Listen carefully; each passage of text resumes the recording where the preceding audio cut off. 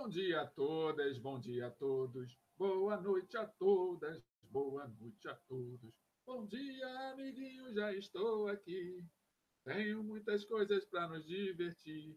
Ih, caramba, estou confundindo. Onde será que eu estou? Planeta Xuxa? Planeta Terra? Sala de aula? E será que isso tudo é doideira? Ou será que nós realmente estamos aqui? É claro que nós estamos aqui. Hoje é um dia divertido, é um dia em que a gente pode compartilhar o nosso momento. Então, bom dia a todas, bom dia a todos, bom dia a todos, bom dia a todas. Boa tarde a todas, boa tarde a todos. Boa noite a todas, boa noite a todos. Essa é a minha alegria para compartilhar com vocês. Uma alegria que parece que o professor ficou meio louco, né?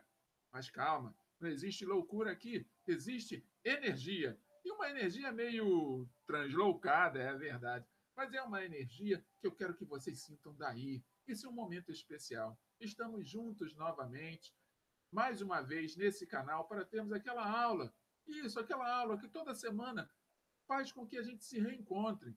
Esse reencontro magnífico, fantástico, maravilhoso, esplêndido, que é o momento de ter esta aula de filosofia. Então, sejam bem-vindos e sejam bem-vindas a este canal. Um pouco um professor meio doido, mas é um professor que se preocupa com vocês. É um professor que está aqui para dialogar, debater e compartilhar toda e qualquer informação que esta filosofia universal trouxe para nós ao longo dessa história de vida que nossos ancestrais também já passaram.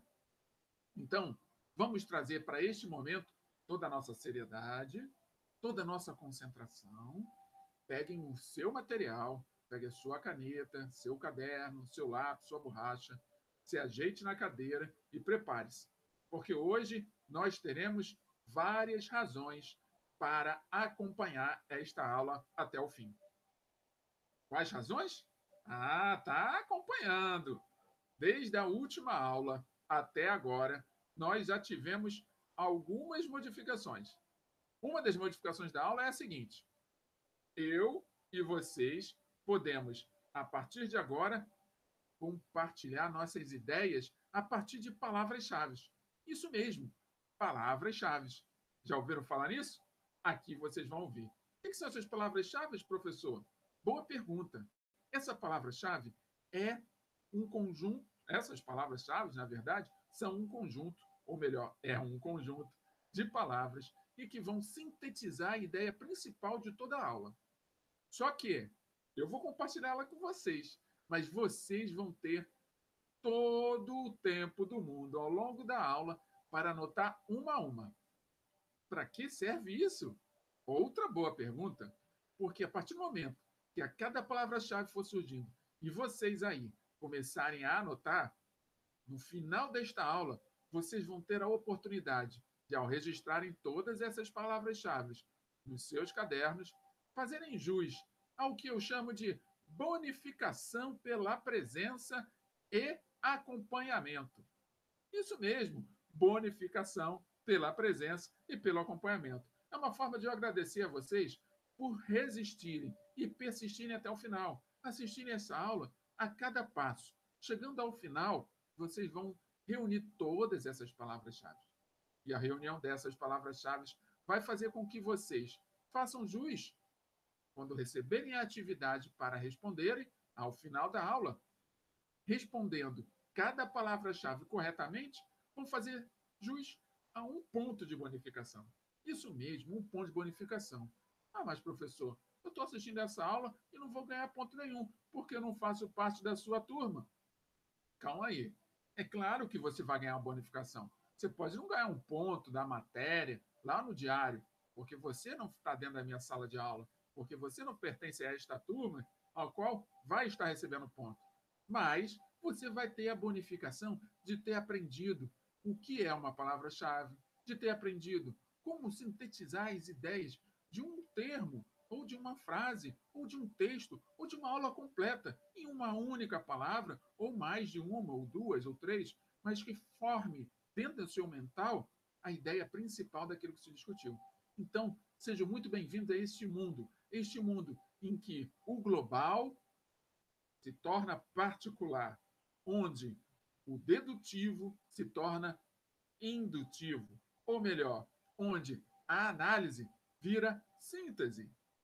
Olha, palavras diferentes, mas vão aprendendo. Aos poucos vocês vão descobrindo o que cada uma dessas palavras tem a dizer. Então, vamos vir do geral para o particular. E é esse momento eu inicio a aula de hoje, já que vocês estão todos aí preparados e preparados para assisti-la. Eu inicio a aula de hoje com uma simples pergunta. Vamos lá, pergunta? Vamos lá. Essa pergunta está na página 48 do livro Filosofando. Lembrando que todas as páginas do livro que eu utilizo eu disponibilizo para vocês. Então, não precisam se preocupar caso tenha acontecido alguma coisa com o livro de vocês ou vocês não tenham recebido ele na escola onde vocês estudam. Tá bom? Então, página 48 de Filosofando tem a seguinte pergunta. Vou lê-la para vocês. Explique por que a língua é o tesouro depositado pela prática da fala nos indivíduos pertencentes a uma mesma comunidade. Reflita sobre como você aprendeu a língua materna. Em seguida, responda: na escola, ensinam a língua ou a fala? São vários questionamentos, que eu vou dar aqui 3 segundinhos para vocês pensarem. 3 é pouco? Tá bom, 5 segundos. Pensem aí. Na escola, vocês aprendem a língua ou a fala? Pararam para pensar? Vamos lá.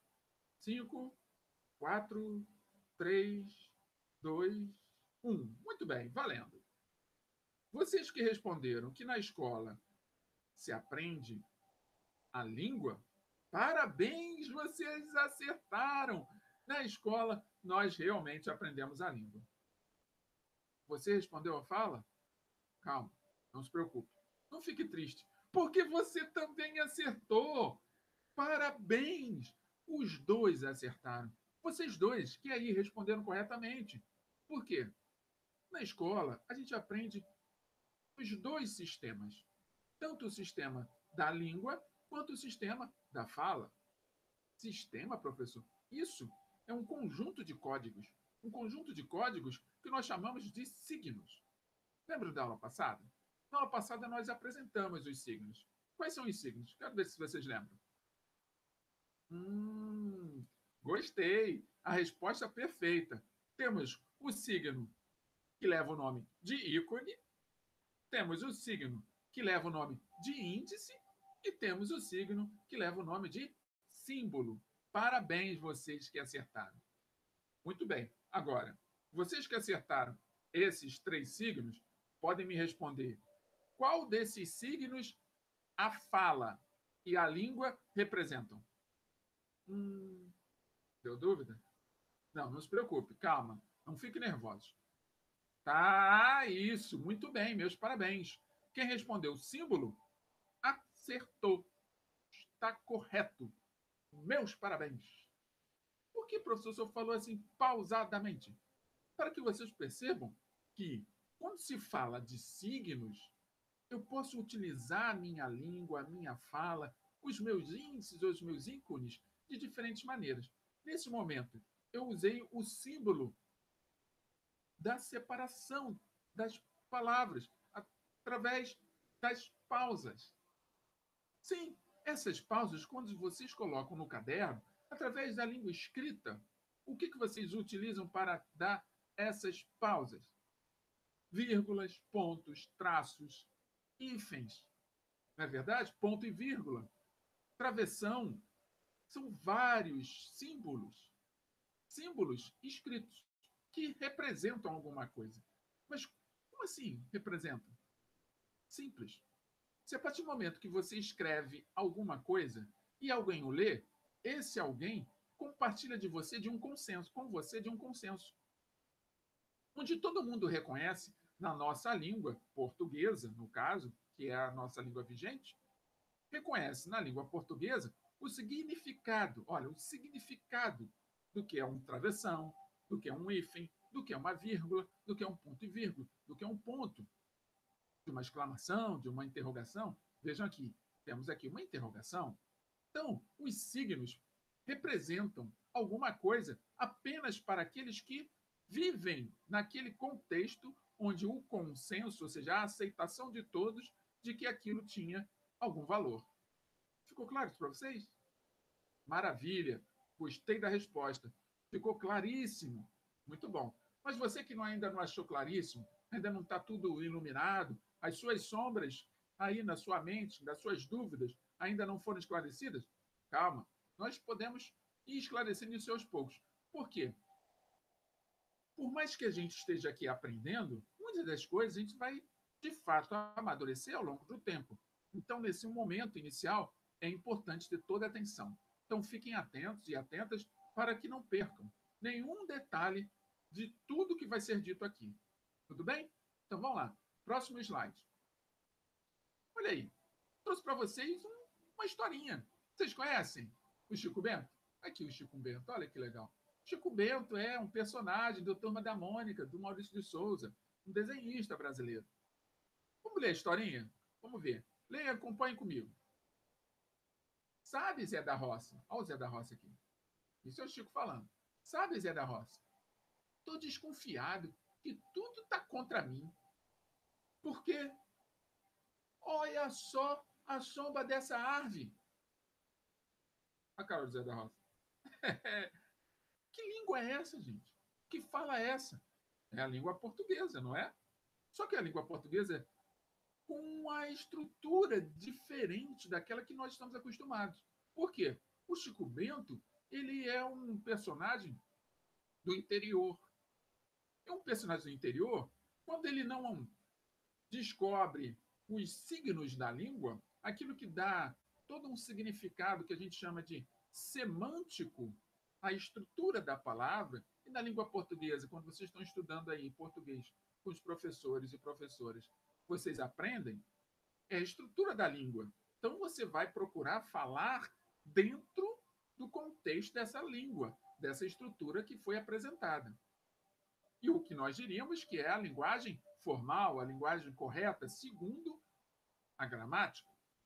Mas quando nós estamos no nosso dia a dia, numa vida informal, sem a preocupação de estar o tempo todo utilizando as regras gramaticais, é natural nós utilizarmos uma gíria, utilizarmos uma palavra que o seu sentido, o seu significado dentro da estrutura da língua não está perfeito. E a isso nós chamamos de língua falada. Então, existe uma diferença entre aquela linguagem, entre a língua estruturada do ponto de vista gramatical e a língua falada, que é estruturada através do convívio, da convivência, do compartilhamento de espaço, do compartilhamento de relacionamentos.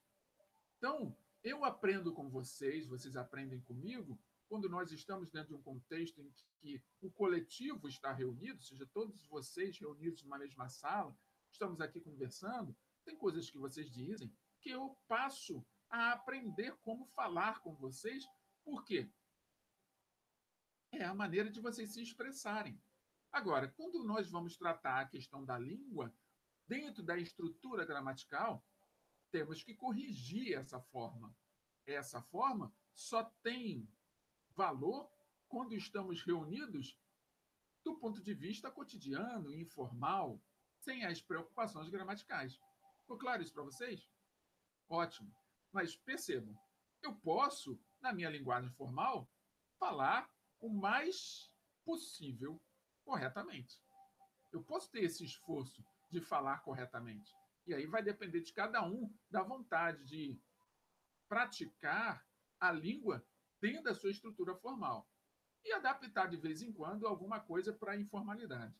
Tá? Então, muito cuidado, porque às vezes a gente acaba entrando numa de que nós podemos falar qualquer coisa, de qualquer maneira, sem dar atenção à pontuação, sem dar atenção às paradas que as pontuações nos oferecem, sem dar a entonação de uma pergunta, fazer uma afirmação como se fosse uma pergunta como se fosse uma afirmação. Isso tudo dificulta aquilo ao qual os signos de fato têm como papel primordial, que é a comunicação entre nós.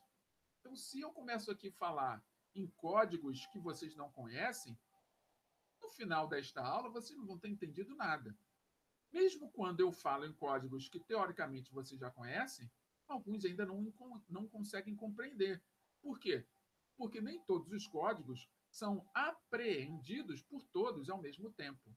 Cada um tem um tempo que vai de acordo com aquilo que está desenvolvido na sua mente, dentro daquele contexto de aprendizado ao qual que você teve ao longo dos anos de estudo.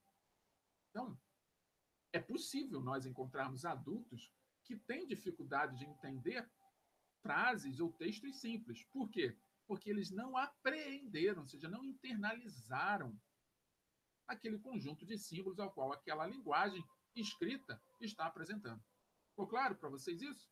Ótimo. Então vamos seguir na nossa aula. Página 49 do livro Filosofando. A construção da significação.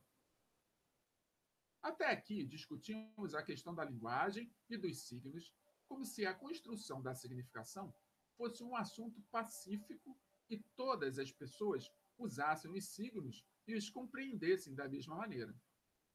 Infelizmente, não é assim que acontece. Como eu disse para vocês, infelizmente não é. Nós não estamos todos no mesmo nível de compreensão.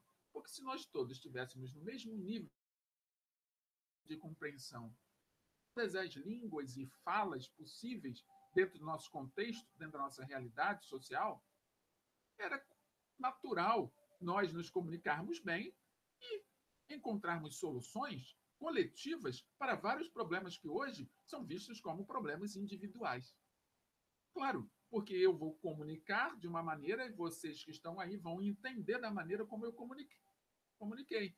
Isso vai fazer com que nós dois, nós três, nós quatro, nós 50, ou uma sociedade inteira, consiga atingir um determinado nível de comunicação que facilite o encontrar dos resultados ao qual, de repente, alguns desse grupo estejam buscando.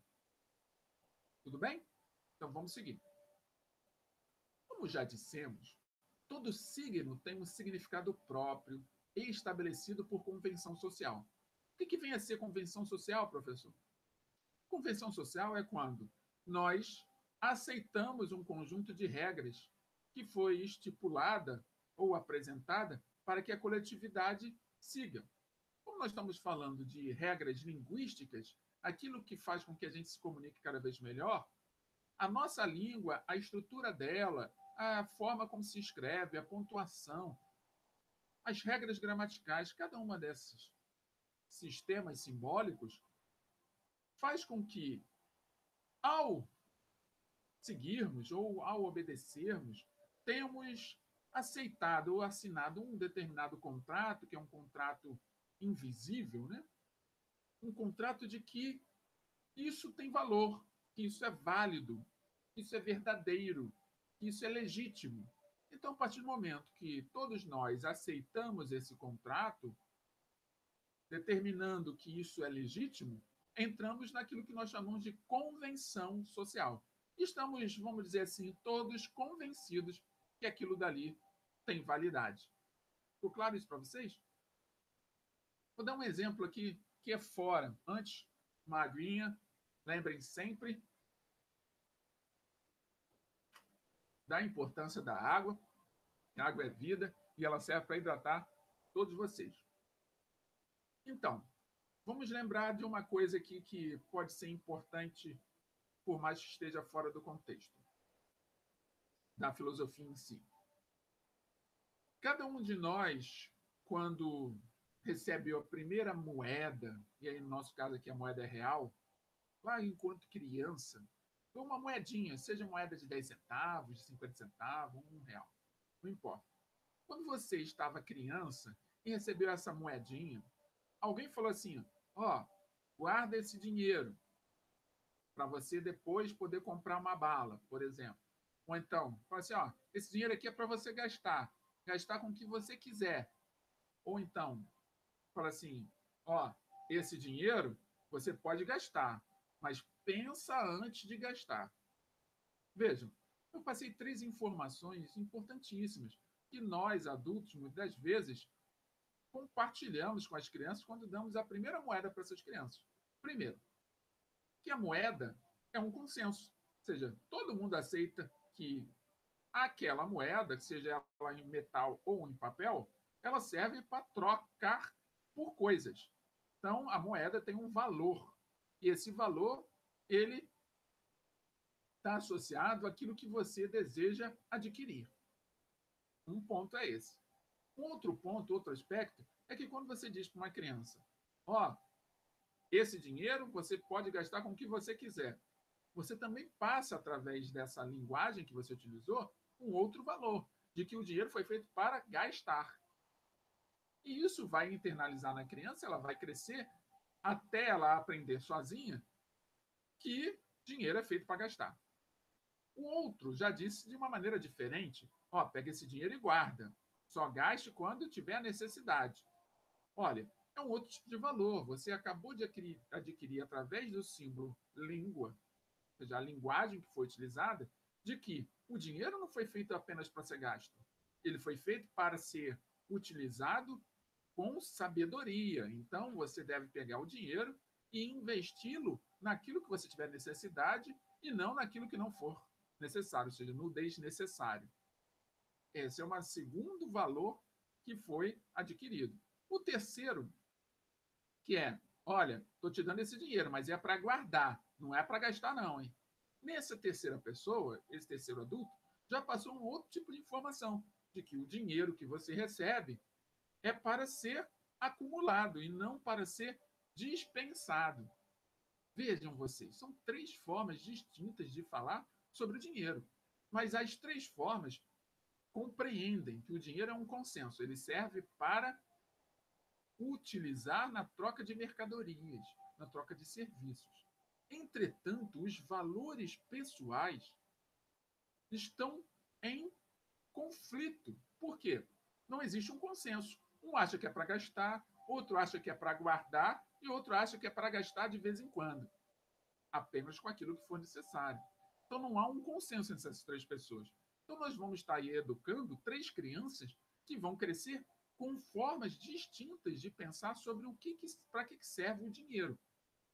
Quando forem adultos e estiverem trabalhando, e isso pode acontecer com qualquer um de nós, há grande chance de muitos não conseguirem chegar ao final do mês com um salário completo, recebido, porque ao final do mês o dinheiro vai ter todo ser gasto com qualquer coisa, então você vai estar devendo, e outros vão chegar com parte desse salário guardado, porque pensa que no mês seguinte pode precisar de um pouco mais de dinheiro do que teve antes, e o outro não vai gastar com nada, vai batendo em porta, vai pedir as coisas dos outros, vai almoçar na casa dos parentes, vai fazer de tudo para não gastar nenhum níquel daquilo que recebeu e vai só acumular. Esse pode até ser que fique mais rico do que os outros, porque ele não vai gastar. Mas pode ser também que ele possa ficar miserável. Assim, professor, ele não vai ter dinheiro? É, mas essa miséria vai ser uma miséria moral, porque ele não vai compartilhar aquilo que tem com ninguém. Então vejam só os efeitos da língua na vida das pessoas, na vida da juventude, na vida das crianças, que vão se tornar jovens e adultos futuramente. O valor da língua é muito grande nesse contexto. Ficou claro isso para vocês? É um símbolo. Cada um vai receber dentro do contexto que está inserido. Ficou claro? Maravilha. Então vamos lá, vamos seguir. Muitas vezes, entretanto, o signo tem mais de um significado, já que seu uso foi sendo modificado ou ampliado em tempos e lugares diferentes. É o caso da palavra manga. Eu usei a palavra dinheiro. Né? Aqui o texto está usando a palavra manga. O que pode significar? Parte do vestuário, manga, né? Que é a manga, manga. Parte do vestuário que recobre o braço, fruta tropical com determinadas características. Acredito que muitos de vocês devem gostar muito de uma manga. Existem vários tipos de manga, né? Manga espada, manga carlotinha, manga Adem, manga rosa, manga coração de boi, enfim. Quem tem quintal e mangueira deve entender muito bem disso. Que há uma fruta e a flexão do verbo mangar, que significa zombar. Que é um mangar, hoje, muitos não utilizam mais. É uma linguagem mais dos nossos antepassados. dos nossos ancestrais, que usavam a palavra mangá como chacota, como bullying, inclusive. Tá? Hoje a gente tem o mangar de uma outra maneira, mas só para vocês perceberem até como a língua vai evoluindo ao longo do tempo. Ficou claro? Excelente. Então vamos seguir para a próxima página. Opa! Para tudo, para tudo. A primeira palavra-chave chegou para vocês anotarem. Então anota aí, pega o teu caderno. Já está o caderno aí? Ah, claro que está, né? Já estava fazendo as anotações da aula. Beleza. Então anota aí, primeira palavra-chave, significado. Lembrando, hein? Ao final tem que estar com todas em ordem. Palavra-chave 1, 2, 3, 4 e quantas tiverem.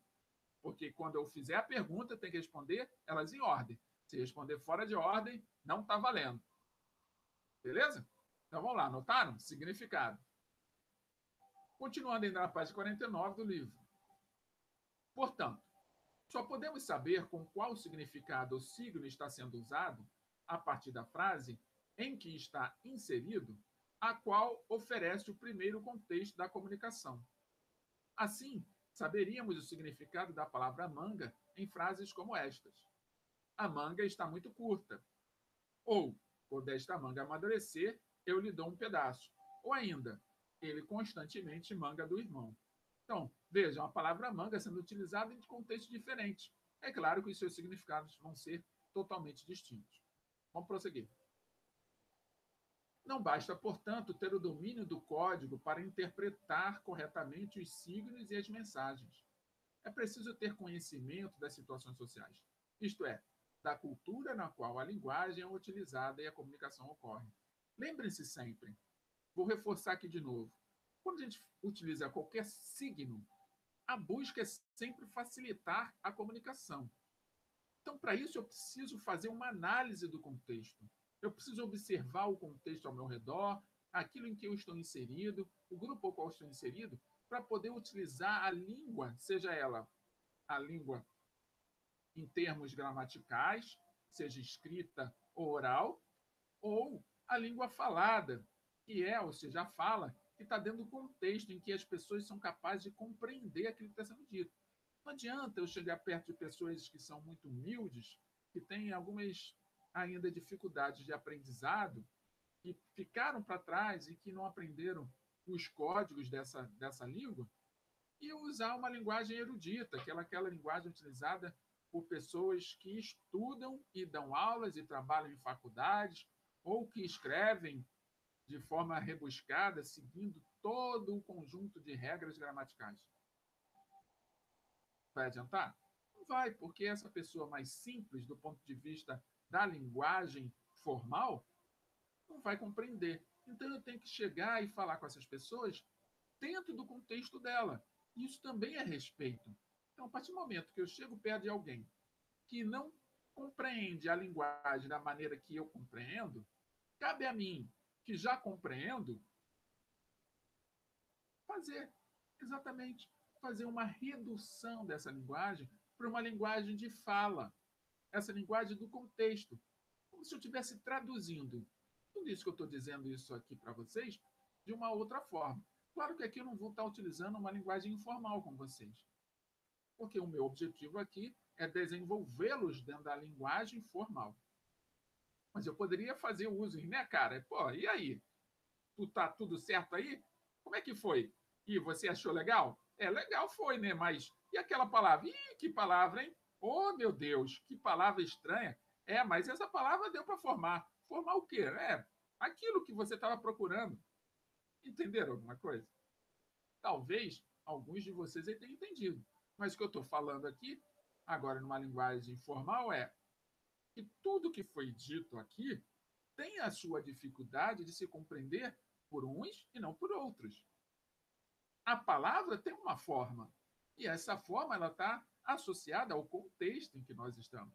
Então, nesse instante, o contexto é ter uma aula, e esta aula ela tem todo um conjunto de informações que precisam ser compreendidas dentro do contexto formal da linguagem que nós estamos utilizando. E neste caso aqui, a nossa linguagem é filosófica. Ficou claro isso para vocês? Então, isso foi só um exemplo que eu dei para vocês para que tudo pudesse ficar mais esclarecido. A comunicação aconteceu? Se aconteceu, dê um firme, anote aí no comentário, escrevam da forma como vocês quiserem, porque aí no comentário vocês podem escrever da forma como vocês quiserem e da forma que compreenderem, usando a linguagem falada, aquela que vocês têm os recursos do seu dia a dia. Não precisa das formalidades, tá? Então coloque aí, se entendeu, se não entendeu, da forma como acharem melhor. Entendeu, Kel? Símbolos, símbolos, símbolos. Sendo que esses símbolos aqui são diferentes.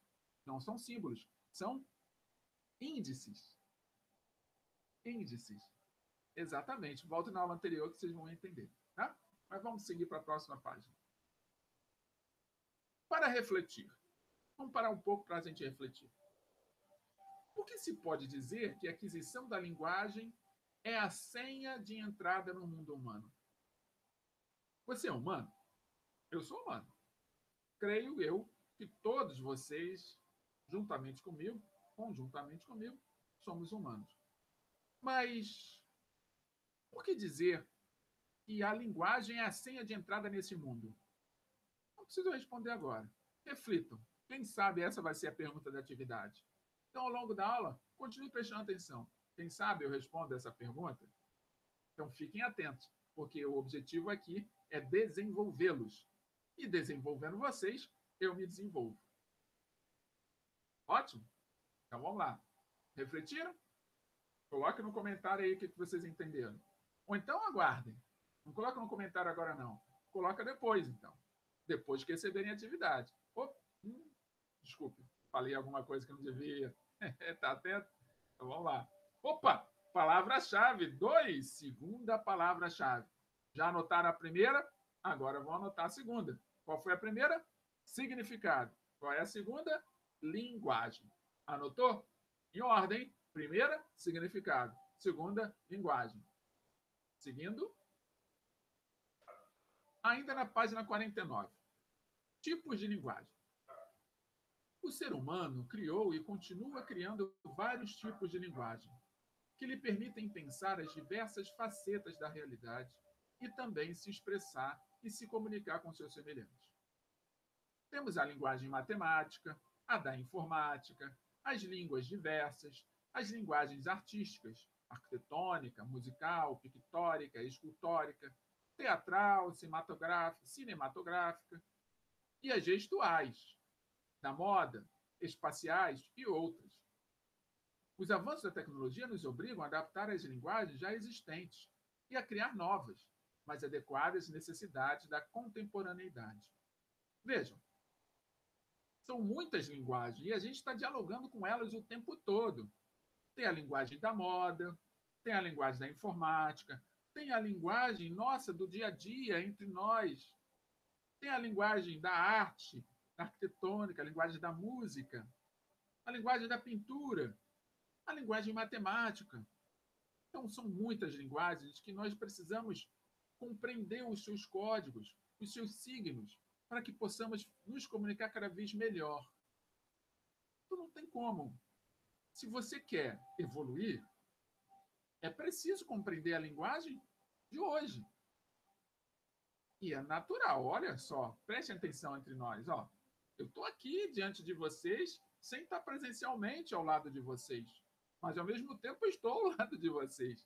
Então, dialogar com essa linguagem de tecnologia, onde a tecnologia é que está nos dizendo o que precisamos saber, por que precisamos saber, de que forma vamos lidar com isso que acabamos de saber, como a utilização dessas ferramentas, como que se acessa o Google Sala de Aula, por exemplo, como que se assiste uma aula no YouTube, como que se comenta, aonde que eu clico para comentar. Então, tudo isso são linguagens e que eu preciso aprender. Se eu me negar, se eu resistir a aprender, não tem problema. Alguém vai aprender no seu lugar ou vai avançar enquanto você vai ficar lá, ainda resistindo. Então, prestem bem atenção. No decorrer do tempo, as linguagens foram ganhando características. E essas características são todas associadas ao avanço da humanidade. Então, se vocês são humanos, eu sou humano, vamos dar atenção a essas características, para que a gente possa cada vez mais nos colocarmos à disposição de aprender aquilo que ainda não aprendemos. Está aí a dica. Captaram? Então vamos seguir. A linguagem verbal. Como o ser humano é o único capaz de criar signos arbitrários, lembra da aula anterior? O símbolo é um signo arbitrário. Depois vocês voltam lá, dá uma acompanhada, lê as páginas do livro e, se acharem legal, pesquise também na internet para ficar cada vez mais as suas dúvidas, as sombras de suas dúvidas iluminadas. Podemos dizer, como o filósofo francês Georges Gusdorff, que a palavra é a senha de entrada no mundo humano. Por isso, vamos examinar com maior profundidade o que é a linguagem verbal. Então, foi o Georges Gusdorff que disse que a palavra é a senha da entrada no mundo humano. Talvez seja porque é através da palavra que nós criamos os signos, só sendo que esses signos são criados de forma arbitrária. Eles não têm um código fixo, já determinado, pré-determinado. Ele é construído na medida que nós nos relacionamos. Ficou claro? Pegaram a ideia? Então vamos seguir. A linguagem é um sistema simbólico. O ser humano cria símbolos, isto é, signos arbitrários em relação ao objeto que representam e que são convencionais. Para serem usados, precisam ser aceitos por todos os membros da sociedade. Tomemos a palavra casa. Isso. Parem um pouco e pensem na palavra casa. Lembrando que a linguagem é um sistema simbólico. Então, a linguagem é um signo. Ela é arbitrária. Eu vou construindo a linguagem na medida... Essa linguagem falada, tá? Essa linguagem em que eu construo dentro de um contexto social. E ela vai se adaptando com o passar do tempo.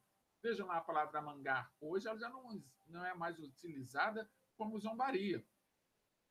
Hoje é outra palavra que é usada como zombaria. Então, cada vez que a gente aprende, cada minuto que a gente aprende algo novo, eu modelo aquilo que eu sou. Eu passo a olhar para o mundo ao meu redor de uma maneira diferente. Eu passo a olhar para esse mundo com outros contextos que estão sendo apresentados. E esses outros contextos vão fazendo de mim um indivíduo melhorado, um indivíduo mais adaptado à realidade do momento. Então, pense na palavra casa. O que tem na palavra casa que é igual ao lugar onde você habita? Pense aí. Responda para mim. 3 segundinhos. Passou os 3 segundos. E aí? Casa e o imóvel onde você está. Qual é? O que tem na palavra que te faz pensar? Apenas a convenção. Nós, enquanto sociedade, convencionamos o que é uma casa. Se eu pegar e for morar num apartamento, apartamento é igual a casa? Não, apartamento é outra coisa. Mas não tem gente que chama um apartamento de casa? Ah, eu vou para casa. Só que você mora num apartamento, você não mora numa casa. Se eu peço para vocês, desenhem uma casa, vocês vão desenhar um apartamento? Ficou claro isso para vocês? Então, isso é um código. É um código. É um sistema simbólico. A linguagem produziu isso. E isso foi por convenção. Ou seja, todo mundo aceitando, os membros dessa sociedade em que a gente habita, e começou a aceitar casa como uma determinada característica e apartamento outra. Mas todas podem ser casa. Não importa se eu moro numa casa, de fato, eu moro num apartamento, num prédio, porque eu, quando vou para lá, eu considero aquilo como uma casa, ou seja, um lugar onde eu me protejo, onde eu tenho o meu abrigo. Ficou claro? Eu poderia chamar uma caverna de casa, não é? Continuaria utilizando a palavra casa, mas num outro contexto. Ficou claro isso para vocês? Eu sempre pergunto se ficou claro, porque a ideia aqui é iluminar a mente de vocês. Então, quando vocês respondem, ficou claro, professor, aí é como se eu estivesse recebendo daqui aquela impressão de que, oba, caramba, consegui iluminar as sombras das dúvidas deles e elas desapareceram. Entenderam? Porque eu sempre pergunto se ficou claro. Então, vamos seguir. Não há nada no som, nem na forma escrita dessa palavra que nos remeta ao objeto por ela representado. cada casa que concretamente existe em nossa rua. Designar esse objeto pela palavra casa, então, é um ato arbitrário. Ou seja, eu arbitro. Se eu moro num apartamento, ele é minha casa. Se eu moro numa caverna, ele é minha casa. Até os moradores de rua. Se você perguntar a um morador de rua, é bem capaz de falar assim: onde você mora? Ele vai te levar lá, debaixo da ponte, naquela barraquinha naquele ponto de ônibus, que ele vai considerar a casa dele. É uma interpretação simbólica, está aqui na nossa cabeça. Somos nós, através da nossa língua, que damos essa representação. Ficou claro? Opa! Terceira palavra-chave, corre aí, corre, pega material, tá com a caneta, já tá com a caneta na mão, aí beleza. Então, repassando, primeira palavra-chave, qual foi? Significado. Segunda palavra-chave, qual foi? Linguagem. Terceira palavra-chave, símbolo. Símbolo. Anotou as três palavras-chave? Excelente. Então já estamos chegando no final da nossa aula. Vamos para o slide da página 50, onde diz o seguinte: a linguagem, portanto, é um sistema de representações aceito por um grupo social que possibilita a comunicação entre os integrantes do grupo. Ouviram bem? Vou repetir. A linguagem, portanto, ou seja, estamos concluindo a ideia de linguagem, é um sistema de representações aceito por um grupo social, que pode ser pequeno, grande ou gigante, como a sociedade brasileira, que possibilita a comunicação entre os integrantes do grupo. Ou seja, eu quando falo para alguém, eu vou para casa, ninguém vai perguntar, tua casa como é que ela é? É no meio da rua? É uma caverna? É numa árvore? É um apartamento? Ninguém pergunta, todo mundo entende. Por quê? O laço entre representação e objeto representado é arbitrário. Ou seja, eu posso chamar manga, me dá uma manga. E você que não entende o código, me dá a manga da minha camisa, de uma camisa. Mas pô, não era isso que eu queria uma manga fruta, você não disse. Então a interpretação é arbitrária, porque ela tem, a representação é arbitrária, porque sou eu que estou dando valor. Então, muitas vezes, eu tenho que explicar para o outro que não faz parte do meu contexto do que eu estou falando. Entenderam? Por exemplo, se eu falar para o indígena que eu vou para casa, talvez ele não entenda. Um indígena que vive na mata e nunca teve contato conosco. Por quê? A palavra casa não é um símbolo para ele. Mas se eu falar tribo, talvez ele entenda. E se eu falar tribo para nós? Eu vou para minha tribo. Como é que vai ser isso? A interpretação vai ser outra, porque nós estamos arbitrando dentro do nosso contexto social. Então, o consenso depende de quem está ali envolvido naquele grupo. Tudo bem? Então, porque o laço entre representação e objeto representado é arbitrário. Podemos dizer que essa ligação é necessariamente uma construção da razão. Isso aqui, ó, nossa capacidade de raciocinar. Isto é, uma invenção do sujeito para poder se aproximar da realidade. A linguagem, portanto, é produto da racionalidade. Então, todos nós somos seres racionais. Quando você começa a utilizar o seu raciocínio, a tua linguagem vai melhorando.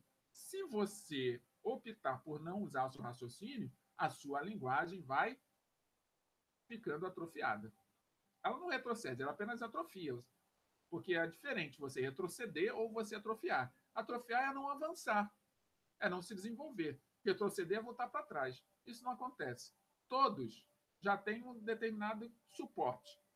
Dali para frente, você pode permanecer no suporte ou avançar e vencer todas as resistências que você encontrar pela frente. Ficou claro isso para vocês?